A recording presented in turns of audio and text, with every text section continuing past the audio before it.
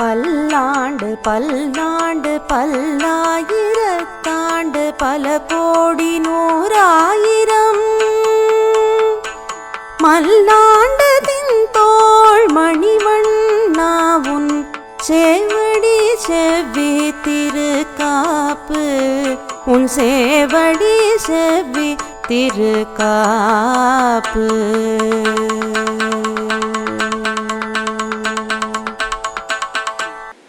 அன்பர்கள் அனைவருக்கும் வணக்கம். ஆழ்வார்கள் அனுபவித்த ஆறாவமுதன் அப்படிங்கிற தொடர் நிகழ்ச்சியில் நம்ம இதுவரைக்கும் 37 திவ்ய தேசங்களை அனுபவிச்சிருக்கோம். திவ்ய தேசங்கள்னா என்னன்னு முன்னாடியே நம்ம பார்த்துருக்கோம். ஆழ்வார்களால் மங்களாசாசனம் பண்ணப்பட்ட விஷ்ணு கோவில்கள், விஷ்ணு கஷேத்திரங்கள் திவ்ய தேசங்கள் அப்படின்னு கொண்டாடப்படுறதுங்கிறதையும் நம்ம பார்த்தோம். இன்னைக்கு 38வது திவ்ய தேசமான திருவெள்ளக்குளம் அப்படிங்கிறத பற்றி, அண்ணன் கோவில் அப்படின்னு சொன்னால் சாதாரணமாக எல்லாருக்குமே தெரியும். அந்த திவ்ய தேசத்தை பற்றி தான் இன்றைக்கி நம்ம அனுபவிக்க போகிறோம். எப்பொழுதும் போல் நம்மளோட பல சுவாரஸ்யமான விஷயங்களோட இணைந்திருக்கிறார் திரு பாலசுப்ரமணியன் அவர்கள். வணக்கம் பாலா சார். வணக்கம் பக்த கோடிகள் எல்லாருக்கும் நமஸ்காரம். சொன்ன மாதிரி இன்றைக்கி 38வது திவ்ய தேசம் திருவெள்ளக்குளம் அப்படின்னு சொல்லப்படுற அண்ணன் கோவில் திவ்ய தேசம் பற்றி நம்ம பார்க்க போகிறோம். இந்த அண்ணன் கோவில் அப்படிங்கிறதும் திருநாங்கூர் சைடில் இருக்கிறது. திருநாங்கூர் அந்த 11 திவ்ய தேசம்னு எப்பயும் சொல்லிகிட்டே இருப்போம். அந்த 11 திவ்ய தேசத்துக்குள்ளே வருது திருநாங்கூர். இந்த 11 திவ்ய தேசத்தினோட ஒரு கதையை நான் அப்பப்போ நான் ரீகேப் மாதிரி சொல்லிகிட்டே இருப்பேன். சின்னதாக அதையும் சொல்லிடுறாத. அது என்னென்னா, சிவபெருமான் அவரோட மாமனார் தட்சனோட அந்த யாகம் பண்ணுறான். அந்த யாகத்துக்கு அவரை கூப்பிடல. அப்போ பார்வதிக்கு கோபமாகிடுறது. என்னடா அது சிவபெருமான் கூப்பிடலையேன்னு சொல்லிட்டு, நான் போய் ஏன் கூப்பிடலன்னு கேட்டு வரேன் அப்படின்னு சொல்லி சிவபெருமான் வேண்டான்னு சொல்லியும் கேட்காம அவள் போகிறாங்க. அவள் போய் அவமானப்பட்டுடுறான். அவள் அவமானப்பட்டான்னு தெரிஞ்ச உடனே சிவபெருமானுக்கு ரொம்ப கோபம் வந்துடுறது. அவர் ருத்ர தாண்டவம் நம்ம கேள்விப்பட்டிருக்கோம். அந்த ருத்ர தாண்டவத்தை இந்த ஏரியாவில் தான் ஆடினார், திருநாங்கூர் ஏரியாவில் ஆடினார். இந்த ருத்ர தாண்டவம் ஆடும்போது என்ன ஆச்சுன்னா, அவருக்கு தான் பெரிய ஜடாமுடி இருக்குது இல்லையா. இந்த ஜடாமுடி அவர் ஒவ்வொரு வாட்டி ஆடும்போது அவரோட தாண்டவம்லாம் நிறைய விதமாக இருக்குது. அந்த தாண்டவம் ஆடும்போது அவரோட ஜடாமுடி ஒவ்வொரு வாட்டியும் சடார்னு அது அந்த கிரவுண்டில் படும்போது என்னாச்சா, அங்கிருந்து இன்னொரு சிவபெருமான் உற்பத்தி ஆகிறார். ஸோ இது போல் ஆகி மொத்தமாக ஒரு 11 சிவபெருமான் ஆனவுடனே தேவர்கள்லாம் அப்படியே அதிர்ந்து போயிட்டார். 11 சிவபெருமான் ருத்ர தாண்டவம் ஆடிட்டு இருந்தால் என்ன ஆகும்? அதுவும் இன்னும் திருப்பி சடான்னு ஆச்சுன்னா இன்னும் எவ்வளோ சிவபெருமான் வந்துடுவார். இந்த லோகம் தாங்காது அப்படின்னு சொல்லிட்டு அவள் உடனே என்ன பண்ணா, நாராயணன் கிட்ட போயிட்டு வேண்டிட்டு எப்படியாவது நீங்கள் தான் அவரை சாந்தப்படுத்தணும்னு சொல்லி பகவான் நாராயணன் அவர் இருக்கிற எவ்வளவோ திவ்ய தேசத்துலேருந்து அவர் இந்த இடத்துல சிவபெருமானை அவர் சாந்தப்படுத்தினார் அப்படின்னு சொல்லிட்டு அந்த ஒரு தான் இது நம்ம இங்கே திருமங்கை ஆழ்வார் 4ஆம் 10 7ஆம் திருமொழியில் ஒரு 10 பாசுரம் பாடிங்க. ஒரே ஒரு பாசுரத்தோடு ஆரம்பிப்போம் எப்பயுமே பண்ணுற மாதிரி. கண்ணார் கடல் போல் திருமேனி கரியாய் நன்னார் முனை வென்றிகொள் வார்மன்னு நாங்கூர் தின்னார் மதில் சூழ் திருவெள்ளக்குளத்தொழண்ணா அடியேன் இடரை களையாயே. அண்ணா அப்படின்னு சொல்கிறார். அடியேன் இடரை களையாயே, என்னோட துன்பத்தை போக்கிடு அப்படின்னு வேண்டிக்கிறார். இதை போல் 10 பாட்டுமே வரும். அடியேன் இடர் நீக்கே, அடியேனுக்கு அருள் புரியாயே அப்படின்னு சொல்லிட்டு ரொம்ப பிரமாதமாக இருக்கும். இது ஒவ்வொரு பாசுரமே நம்ம படிக்க வேண்டிய பாசுரம். இதெல்லாம் நம்ம அவசரத்துக்காக நம்ம ஒரே ஒரு பாசுரத்தை சாம்பிள் மாத்திரம் காட்டுறோம். இதில் இப்போ நம்ம காரணப்பெயர்னு இருக்கு இல்லையா, காரணப்பெயரை பார்த்துருவோம். திருவெள்ளக்குளம். அது என்ன திருவெள்ளக்குளம் அப்படின்னா, வெள்ளக்குளம் இல்லை, அங்கே எதிர்க்க ஒரு புஷ்கரணி ஒன்று இருக்குது. அந்த குளம் பேர் ஸ்வேத புஷ்கரணி அப்படின்னு பேர். அது ஏன் ஸ்வேத புஷ்கரணின்னு வந்ததுன்னு அந்த காரணம் இருக்குது. ஸ்வேத அப்படின்னா சம்ஸ்கிருதத்தை வெள்ளைன்னு அர்த்தம். ஸோ ஸ்வேத புஷ்கரணி வெள்ளைக்குளம்.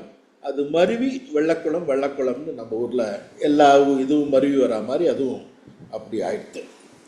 இது இன்னொன்று அண்ணன் கோவில் அப்படிங்கிறதுக்கு அந்த காரணத்தை நான் அப்புறம் வரும்போது சொல்கிறேன். முதல்ல இப்போ இந்த வெள்ளக்குளம் பற்றி பார்த்துருவோம். அந்த காலத்தில் வந்து சூரிய வம்சத்தை சேர்ந்த துந்துமாரன் அப்படின்னு ஒரு ராஜா இருந்தான். அந்த துந்துமாரன்கிற ராஜாவுக்கு வந்து ஸ்வேதன் அப்படிங்கிற ஒரு பிள்ளை இருந்தான்.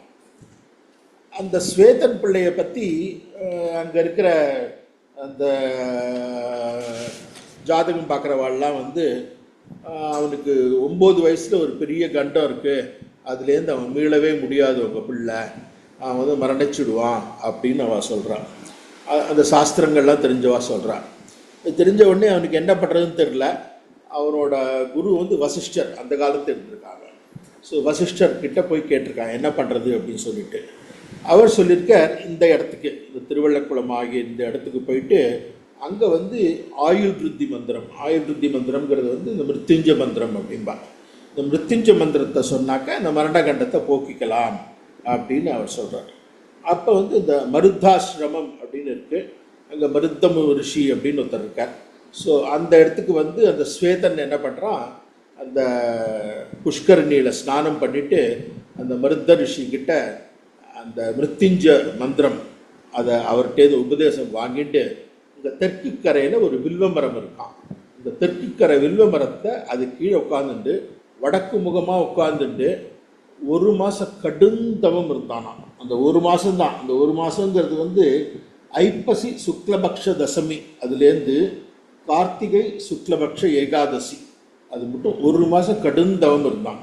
கடுந்தவம் இருந்தவொடனே பெருமாள் அவனுக்கு காட்சி கொடுத்து அவனுக்கு என்ன சொல்கிறது, மார்க்கண்டேயன் மாதிரி அவனுக்கு நீண்ட ஆயுசை கொடுத்தார் அப்படின்னு சொல்லுவாள். அதனால இன்றைக்கும் வந்து இந்த ஸ்தலம் வந்து இந்த மரண பயம் போக்குறது, ஆயுள் விருத்தி போக்குறது, இது வந்து ரொம்ப வரப்பிரசாதியான பெருமாள். இவர் எல்லாருக்கும் தெரியும். இந்த திருக்கடையூர் அப்படின்னு ஒன்று இருக்குது.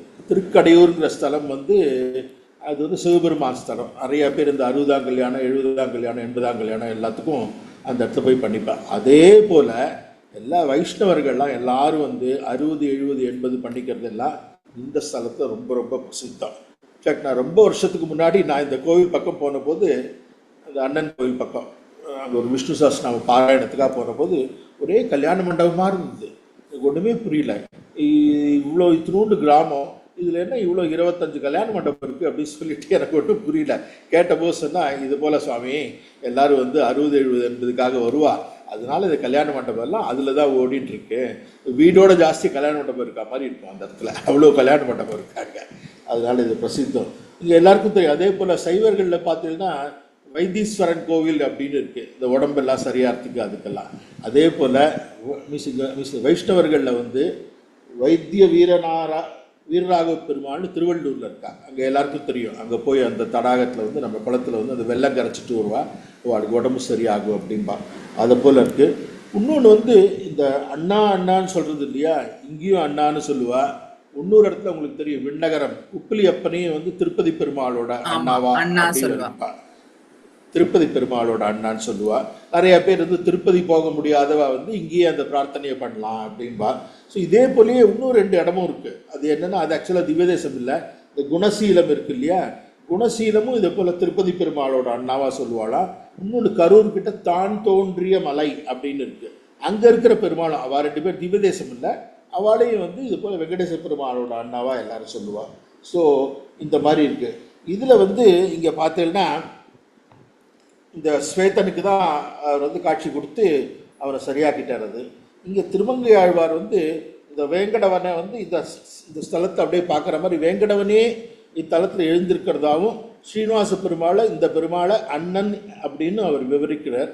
அந்த அவர் எப்படின்னா, திருமங்கை ஆழ்வார் தனது துன்பங்களை போக்குமாறு இந்த திருவேங்கடவனை அவர் வேண்டிக்கிறார். அவர் வந்து அதுக்கு முந்தின இதில் திருப்பதியை பற்றி சொல்லும்போது, கண்ணார் கடல் சூழிலங்கை இரவென்றான் திண்ணாகம் விளக்கச் சரஞ்சொல் உய்வித்தாய் பின்னோர் தொழும் வேங்கட மாமலை மே அண்ணா அடியே நிடரை களையாயே அப்படின்னு திருப்பதி பெருமாளை பற்றி சொல்கிறார்.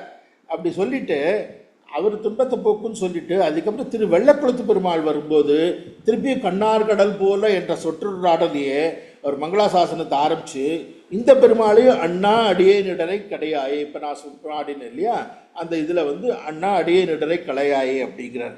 அவர் வந்து திருவேங்கடமுடையான இடத்துல அண்ணான்னு சொல்லிட்டு இங்கேயும் அண்ணான்னு சொன்னதுனால அவருக்கு இவர் அண்ணா அப்படின்னு வந்து இவரோட பாட்டுனால தான் அதுவே வந்து அண்ணன் கோவில் அப்படின்னு வந்தது. இவர் அண்ணா அண்ணா அப்படின்னு சொல்கிறதுனால இங்கே அண்ணன் கோவில் அப்படின்னு வந்தது. இங்கே திருவள்ளக்குளத்து ஸ்ரீனிவாச பெருமாள். இங்கே திருமங்கை ஆழ்வார் வந்து வேறு எந்த பெருமாளையும் வந்து அண்ணா அப்படின்னு கூப்பிடல. அதனால் திருவேங்கடவனை அண்ணான்னு கூப்பிட்டார், அதுக்கப்புறம் இவரை தான் அண்ணான்னு கூப்பிட்டார். அதனால் இந்த மங்களாசாசனம் முழுவதும் பார்த்தோம்னா வேறு எந்த இடத்துலையுமே அவர் அண்ணான்னு வேறு எந்த பெருமாளையும் அழைக்கலை. அதனால தான் இந்த இடத்துக்கு வந்து அண்ணன் குடி கொண்ட கோவில்ங்கிறதுனால அண்ணன் கோவில் இல்லவா, அதனால தான் இதை வந்து திருவள்ளக்குளத்திற்கு அண்ணன் கோவில் அப்படிங்கிற ஒரு பேர் வந்தது. இதை தவிர்த்து வந்து நீங்கள் பார்த்தீங்கன்னா உங்களுக்கு இன்னும் ஒரு விசேஷம் இருக்குது. வெள்ளக்குளம் திருமங்கை ஆழ்வார்க்கும் வெள்ளக்குளத்துக்கும் ரொம்ப நெருங்கிய தொடர்பு இருக்குது. அது என்ன தொடர்பு அப்படிங்கிற மீதி விஷயத்தெல்லாம் நம்ம அடுத்த எபிசோடில் நாம் பார்ப்போம். நமஸ்காரம்.